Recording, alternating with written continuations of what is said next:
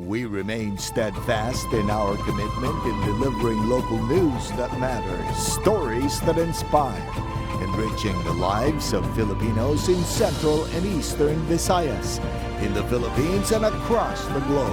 This is your GMA Regional TV, kapuso ng bawat Pilipino.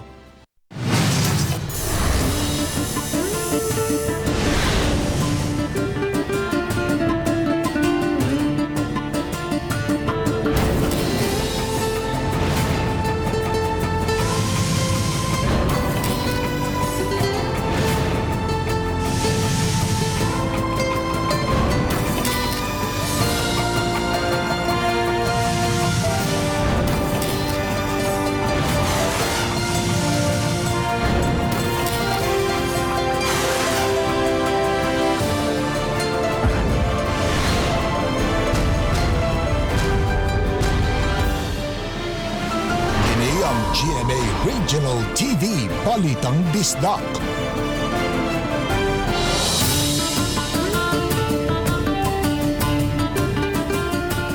Mayong hapon na kining inyong GMA Regional TV Balitang Bisdak, ang bugtong kasaligan, kasandigan o karangpan sa mga Bisaya. Ako si Bobby Nalsar. Nga maghatod sa labing dako ug mga nagunang balita nga mahinungdanon sa Central ug Eastern Visayas. Ako si Alan Domingo. Ako si Cecil Kibod Castro, live sa GMA Complex sa Dakbayan sa Sugbo.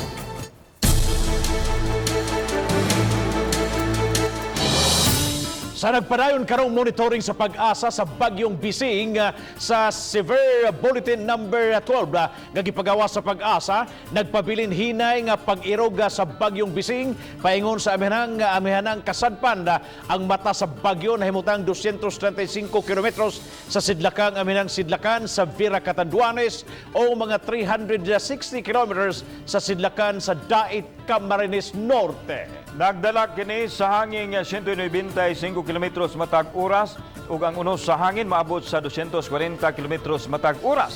Sa Kabisayan, padayon giisa ang signal number 2 sa mga lalawigan sa Northern Samar, Eastern Samar ug Biliran.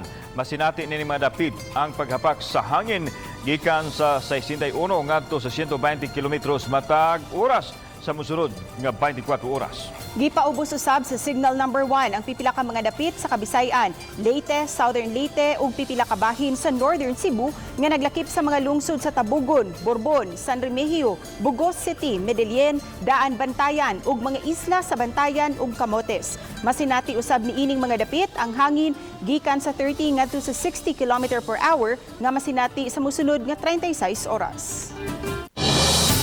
Usa ang patay o usa ang naangol human matumbahi sa punuan sa lubi ang ilang panimahay dito sa lungsod sa Katmon. Samtang padayon nga naa sa blue alert ang lalawigan sa Sugbo gumikan sa nagpabiling hulga sa mga epekto sa Bagyong Bising.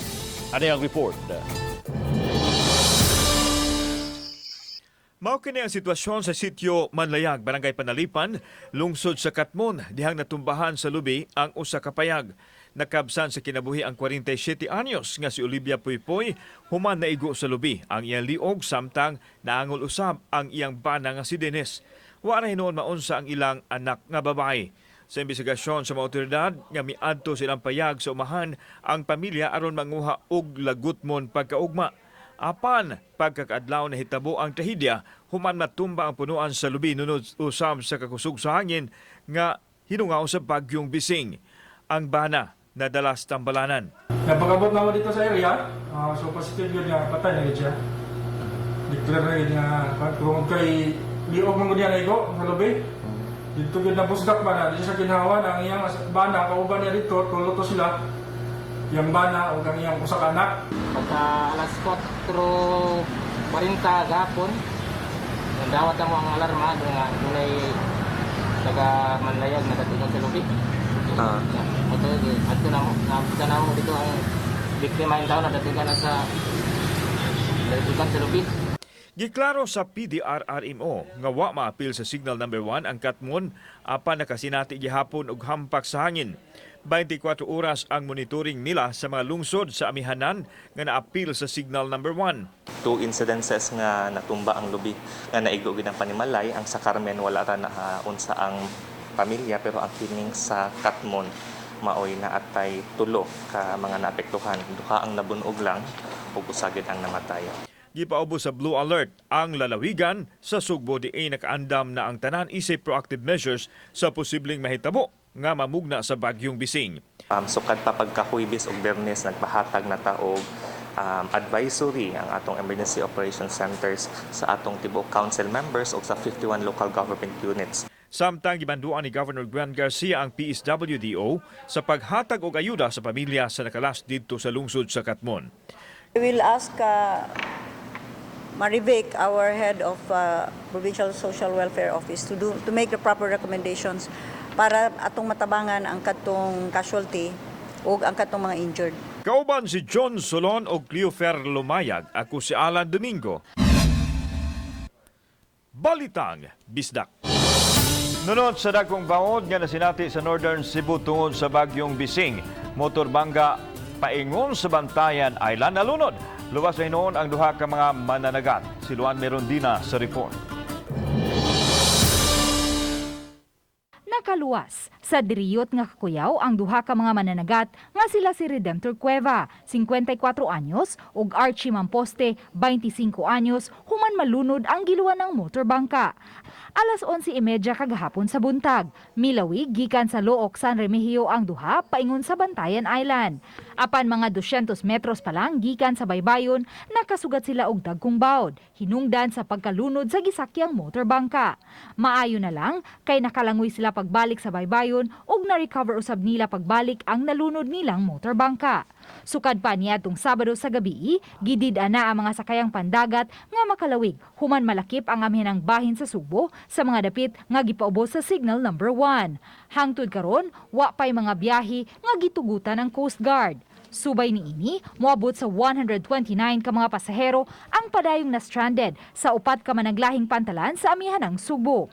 Base sa pahibaw sa CDRRMO sa Danao, gipahimutang sa Danao Central School ang mga na-stranded nga pasahero ug gihatagan og pagkaon. May 56 ka mga rolling cargos ug 11 ka mga passenger vessel ang wa tuguting makabiyahe. Sukad usab niadtong Sabado sa alas 5 sa hapon, kanselado gihapon ang tanang mga biyahe sa pantalan sa Metro Cebu. Kay way kapaulian, padayong nagpasilong sa pantalan ang 55 ka mga pasahero, lakip na ang Banayng Binaloga nga padung unta sa Surigao. Gi-inform mi gapon mga kanselado mga alas 5 na sa hapon nya. Na timing na napod mi diri alas 4. O ta padayon na lang mi diri antud sa ano saan mo balik kagwan. Biyahe sa barko. May 8 usab ka mga rolling cargos ug 6 ka mga passenger vessels ang wa tuguting makalawig, samtang may 2 ka mga vessel usab ang mipasilong o mihikling lang una tungod sa dagkong bawd. Uban ni Marlon Melgazo, Luan Merondina, Balitang Bisdak. Ubay-ubay nga mga dapit sa Eastern Visayas ang nagsuspenso sa trabaho o klase mugna sa bagyong Bising. Ang detalye pinaagi ni ining report. Way trabaho og klase karon sa tibuok probinsya sa Eastern Samar. Subay kini sa mando nga gipagawas ni Governor Ben Evardoni. Tungod kay ubos pa man ang probinsya sa Signal Number 2, magpadayon ang trabaho sa mga opisina nga involved sa delivery sa basic and health services. Pipila ka mga dapit sa probinsya ang nakabatyag sa bagyong Bising ug usa niini ang takbayan sa Borongan. Kagahapon nakasinati o pagtaas sa bawd. Sa kuha ni Dondon Navidad Kainto, nakita nga gihigtan ang usa ka cottage sa daplin sa baybayon human misa ka ang level sa tubig. Samtang sa munisipyo sa Giwan, 1,549 ka pamilya o kapin 4,000 ka mga tao ang gida sa munisipyo og sa nagkalain-laing evacuation centers. Kiniresulta sa gihimong preemptive evacuation sa mga residente, ilabi na kadtong mga nagpuyo sa coastal barangays. Sub-usab ang ilang gihimong monitoring sa nagkalain-laing lugar. Naka-record usab ang PDRRMO sa Eastern Samar ug mga pamilya sa mga lungsod sa Hipapan, Hiporlos, Hernani, Sulat, San Pole ug Lawaan nga gipang-evacuate. Sa lungsod sa Canavid, miabot sa 150 ka mga balay ang na-report nga gisanapan sa tubig baha. Sa post sa LGU Hipapad, makita ang tataw nga pagtaas sa tubig sa lain-laing lugar. Suspendido usab ang trabaho sa klase sa tanang level sa dakbayan sa Tacloban. Kini ang unod sa executive order ni Mayor Alfred Romualdez nga gipagawas kagahapon. Aron ma-monitor ang epekto sa bagyong Bising, gipangunayan sa mayor ang pang-inspeksyon sa nagkadaiyang dapit sa dakbayan. Sa Maasin City sa Southern Leyte, isip pagpangandaw sa pagkuso-kuso sa bawd, gipangda sa taas nga lugar ang mga sakyanang pandagat. Kay wa man tuguti ang paglawig, natanggong sa pantalan sa Liluan ang 177 katao, 86 rolling cargos ug 3 ka barko. Uban ni Clans Gabutin, Chelo Valena, Balitang Bisdak. Mga puso, inyong makita karon ang sitwasyon sa Naval sa lalawigan sa Biliran dihang ni kuso-kuso ang bagyong Bising.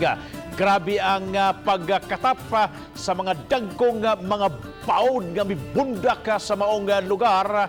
Kagahapon pagkinkuha sa igo sa bagyong Bising sa maong lugar ug ubang pang mga lugar dito sa Eastern Visayas. Kini ug sa daghan pang mga balita sa itong pagbalik sa Balitang Bisdak.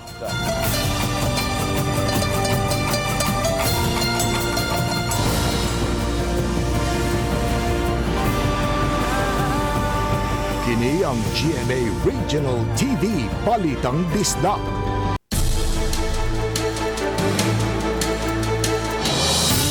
Taliwaning hulga ni bagyong Bising aniana sa Philippine Area of Responsibility pabiling naka-alerto sa kining mga nagpuyo sa kabaybayunan sa Mandaue City.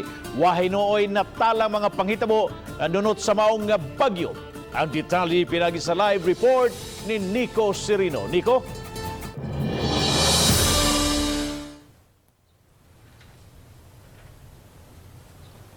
Yes, Bob, dili lang mga disaster personnel apan lakip ang mga katawhan giawhag nga magmaigmat pag-monitor nining kahimtang nato sa panahon karon.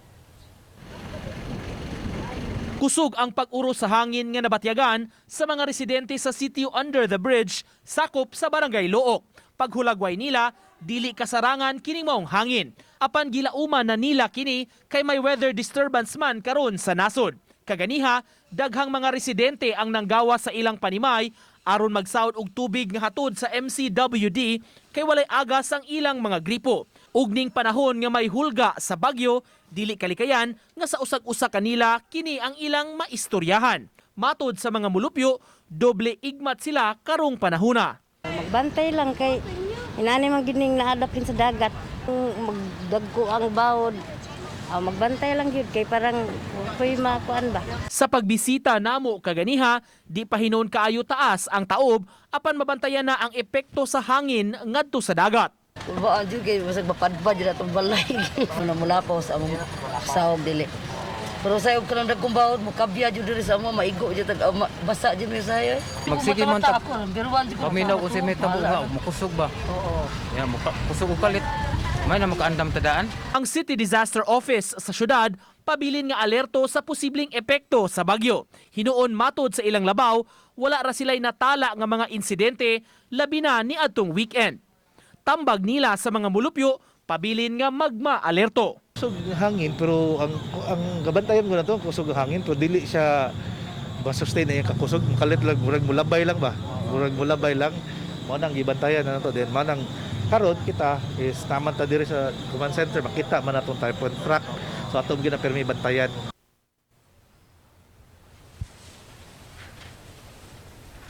Dinhi sa gawas ba pabili natong nasinati matag karon og unya ang pag-uros sa kusog nga hangin ug kini ang giawhag sa mga disaster officers nga magmatngon labi na katong nagpuyo sa mga danger zones ug kanunay gyud pag-monitor sa kahimtang sa panahon. Bob? Daghang salamat Nico Serino sa imong live report. Patayng lawa sa usa ka truck helper nakita sa baybayon doon sa Liluan Ferry Terminal sa Southern Leyte. Nasayran nga 40 anyos nga si Bernie Bertolfo, usa ka truck helper gikan sa Alang-Alang Leyte matod sa Maasin Coast Guard. Nakig-inom si Bernie sa iya mga kauban human mas stranded sa pantalan ang rolling cargos. Katapusan siya nakitaan nga naghigda sa ibabang bahin sa pantalan.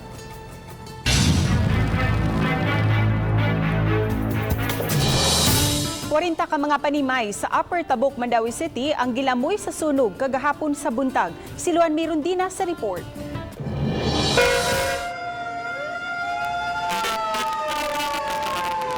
Nasugang sa alarma sa sunog ang mga mulupyo sa Upper Tabok, Mandaue City pasado alas 8 kagahapon sa buntag.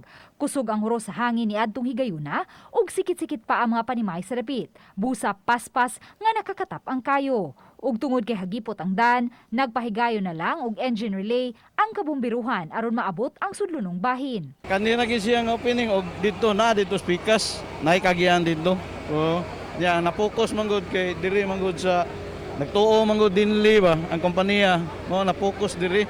Igo na lang nga nakapanghupaw kining usa ka factory worker human malakip sa gilamoy sa kayo ang giabangang boarding house. Burot lagi magamit nako tanan gyud wag tangit. Sawol nga pagbagsugod ni bag-o ka ani. Mato ni Kapitan Dario Tariman, unang nabantayan sa mga residente nga may nibutong high-tension wire sa usa sa mga poste sa dapit sa wala pa mabantayi ang pag-ulbo sa kayo. Apan susihon pa sa Mandaue City Fire Station kung usa ba kini sa hinungdan. Actually kani nga sunog ron sa Tabok ato ni siyang gipaimbestigar pa kung unsa jud ang cause, ongoing pa man sa dato ang overhauling operations ron. Alas 10:40 na sa buntag, hingpit nga nakontrolar ang sunog. Moabot sa 50 ka mga pamilya ang apektado sa sunog ug iba na banang moabot sa 280,000 pesos ang danyo sa sunog. Mipasalig usab ang syudad sa Mandaue og hinabang sa mga apektado sa sunog. Gani nakahatag na og pasiunang hinabang nga disaster kit ug pack meals. Hikayon pa ang ilang financial assistance. Nagprovide na ta og kanang disaster kit worth 2,500 per family.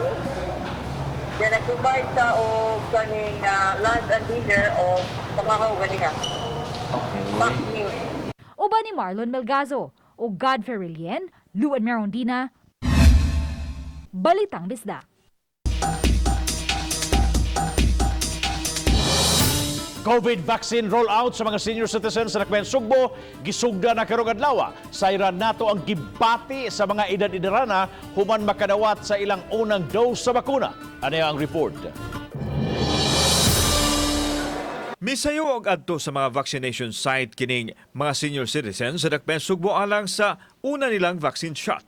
Si Lula Raquel Grafe, usa sa unang nabakunahan nga daw naibtan sa iyahang kahingawa dili sa injeksyon kun dili sa kahadlok sa virus kay anaa naman siya pang-alkontra niini. Di na kay tako yawan.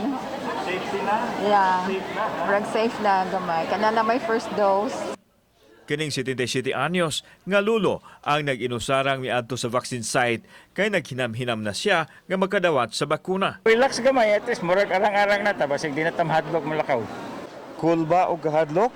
Wala na sa bokabularyo sa mga senior citizens sa Nakbayan Sugbo.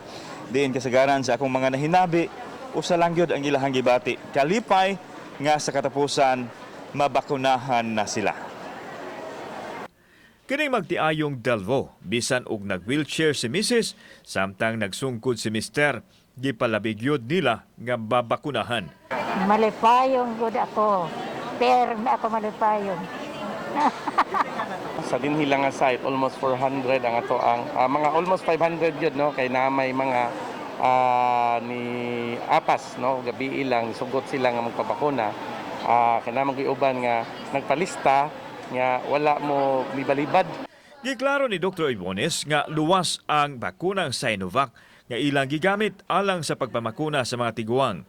Giawhag niini ang mga magpabakuna nga mosunod sa proseso pinaagi sa pagparehistro daan aron dili mahasol kun moadto na sa vaccine site.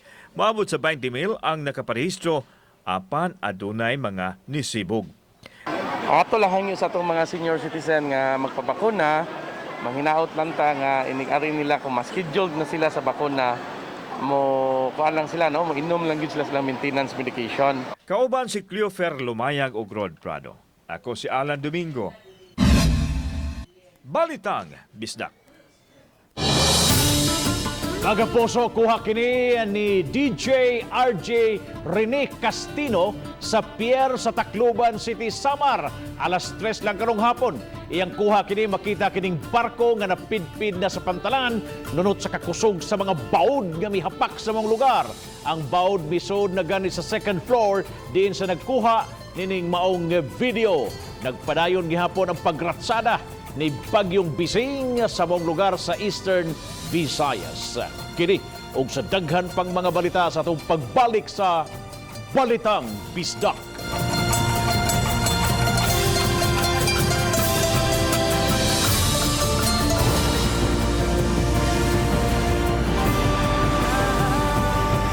Kini ang GMA Regional TV Balitang Disda.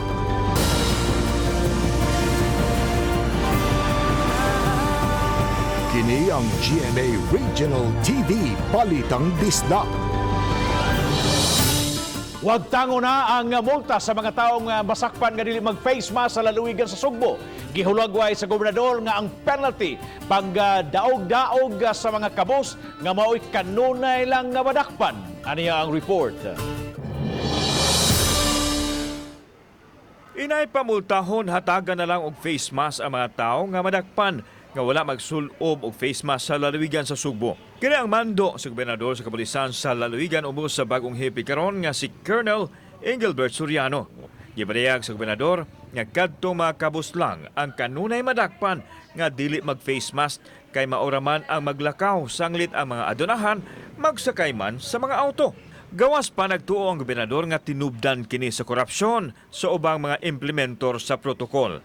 Ang ato lang hangyo nga dili na in town multahan ang kadtong mga nanghidakpan kay 9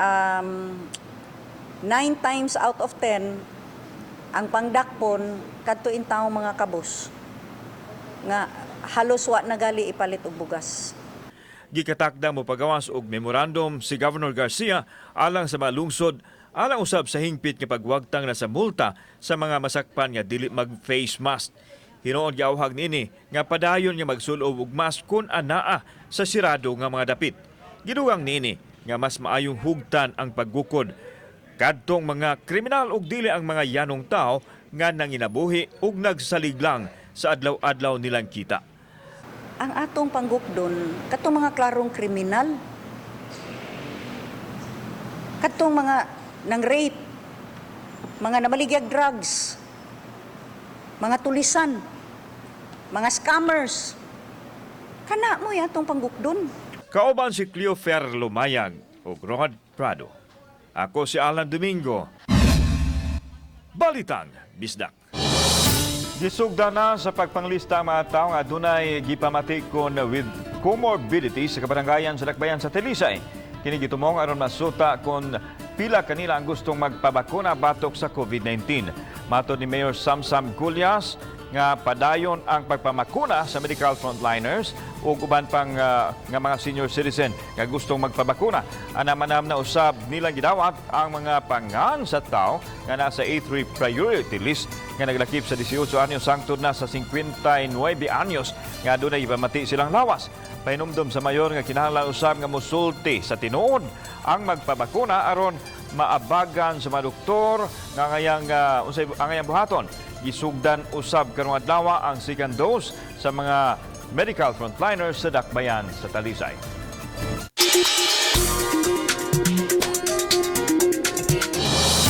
Usa ka balyena napadpad sa baybayon sa Barangay San Jose, Lorente, Eastern Samar ug gikagubtan sa mga mulupyo. Ang report ni Femery Dumabo.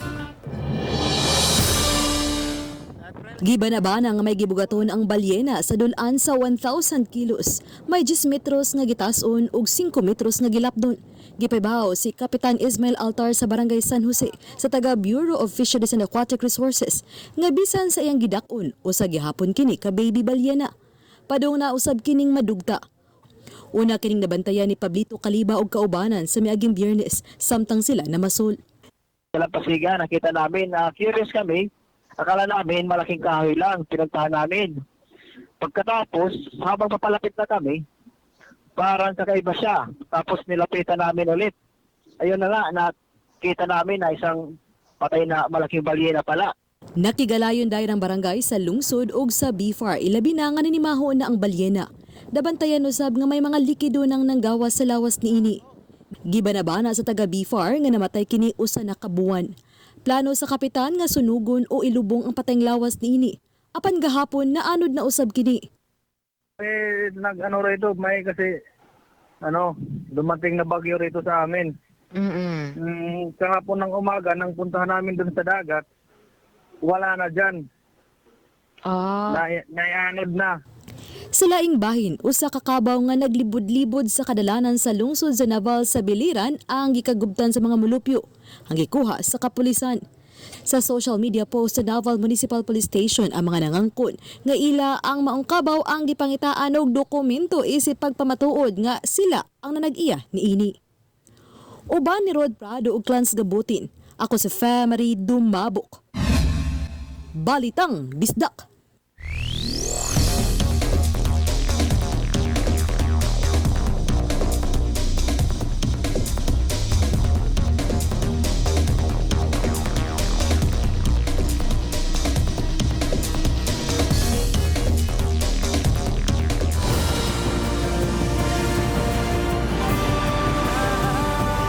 Kini ang GMA Regional TV Balitang Bisdak.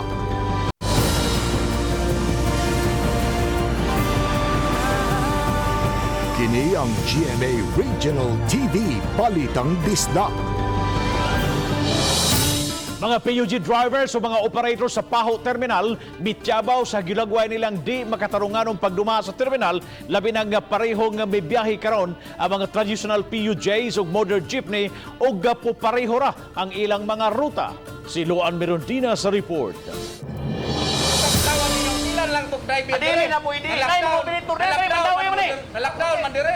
Dito man mandawi. Aka malagag istorya.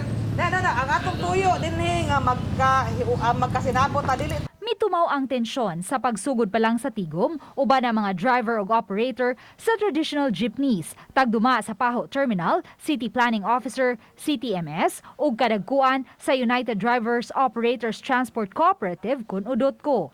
Mityabaw ang mga drivers sa traditional PUJs kay bag-uhay pa lang gani silang nakabalik og biyahe apan nisamot na sila og kaapiki sa pagkuha og mga pasahero sulod sa terminal. Ang mga traditional PUJs gitugutan lang makabiyahe gikan sa Lapu-Lapu apan kutob lang sa duha ka mga mall sa Dakbayan sa Mandawi. Samtang ang mga modern jeepneys nahatagan og special permit nga makalahos ngadto sa Bulacau. Linya ra mo gyangyo. Magangay mo linya. Oh lagi. Be una ako no be. Sila na ang kudut ko na Jimol na Bartol. Nay Bulacau na Imol. Pila may katabang namo dia. Ang sa amo ang side pabor me. Prangka lang ha. Pabor me. Nganong mo ko pabor? Ang amo ang ruta diretso mi og Pardo. Bulacau Pardo. Well, ang kamo kutob Ramos Park Mall. Una-unaan ninyong makadaghan kung kinsa may piktuhan. Ang amua ba o renew ba? Samot nga naminosa ng ilang mga pasahero kay gitugutan man usab ang mga modern jeepneys nga makaagi sa first bridge, inay nga adto unta sa second bridge. Ako ning ipaabot gyapon nga concern sa mayor kay siyempre ang LTFRB wa tay kalibutan ang sinitabo nato diri on ground. May mga modern jeepneys usab nga matod sa mga operator wa mosubay sa ilang rota. Ma'am, karoon na ako ba kay kuan ba kanang kani siya nga kuan kanang plate number GEN 9965. Mao ni siya magbalin-balin siya ruta. Motong ni open ko lang nga scan bridge sa pagyon. Kay wala man nabutang sa kuan. Pwede man ta makaagi ato sa gasa pero karon naka-indicate na mo ngadto nga full bridge ang yan. Mo nang gitawagan na ako si ma'am. Apan gipahimangnuan usab sa City Planning Officer ang mga PUJ operators nga dili himuong grahian ang terminal. Nabantayan sa City Planning Officer nga may mga PUJs nga dugay nang gipark sa dapit apan wa mo biyahe. Misaad hinuon ang mga PUJ operators nga kuhaon ang naasoy mga PUJs. Ug hayan mas lapad na unya ang luna aron mapalinya ang pasulod og gawas nga mga traditional jeepneys ug modern PUJ. Isip win-win solution nasabutan sa duha ka habig nga mopahigayon og usa ka semanang dry run diin maglinya na gayud ang tanang mga PUJs ug modern jeepneys aron dili na maginilugay sa mga pasahero ug sulod usab sa usa ka semana nga dry run pareho na silang muagi sa first bridge. Uban ni Marlon Malgazo, Luan Merondina, Balitang Bisdak.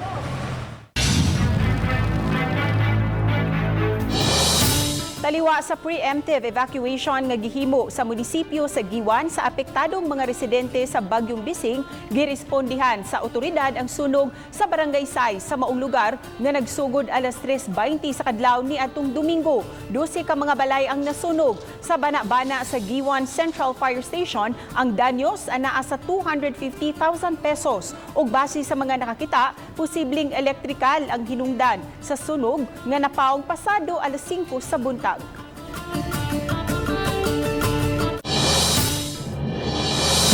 Sa labing uwahing kalambuan sa COVID-19, nakatala ang Department of Health 7 og 4,395 ka mga active cases, 132 niini mga bag-ong kaso. Sa mga highly urbanized cities, ang Cebu City dunay 984 ka mga active cases, 39 ka mga bag-ong kaso. Moabot sab sa 833 ka mga active cases ang Lapu-Lapu City, 18 ang bag-o. Samtang adunay 579 ang active cases sa Mandaue City, 8 niini mga bag-ong kaso. Sa mga lalawigan sa Central Visayas, ang Bohol, dunay 607 ka mga active cases, 27 niini ang bag-ong kaso. Miabot sab sa 1,155 ang active cases sa Cebu Province, 39 niini bag-o. 210 usab ang aktibong kaso sa Negros Oriental ug walay bag-ong kaso. Samtang 27 ang active cases sa Siquijor ug usa ang nadugang nga bag-ong kaso. Sa Eastern Visayas natala ang 478 ka mga active cases sa rehiyon, 12 niini ang bag-ong kaso. Sa tibuok Pilipinas, muabot na sa 141,375 ang active cases. 9,628 ang bag-ong mga kaso. Samtang sa 141,422,630 nga mga kaso sa tibuok kalibutan, 80,815,148 niini nga ayo na. Nico Sereno, Balitang Bisdak. Daghang salamat sa mga kapuso nato apil lang na sa gawas sa nasod nga nagisayod sa mga dagko ug mga nagunang balita sa rehiyon. Ako si Alan Domingo. Ugi ka namong tanan dinhi sa Central ug Eastern Visayas. Ako si Cecil Kibod Castro. Ang inyong balita, ang among balita kay matag lokal nga balita mahinungdanon. Kining inyong GMA Regional TV Balitang Bisdak, buong puso para sa Pilipino. Ako si Bambi Dalsaro ug maayong hapon mga kapuso.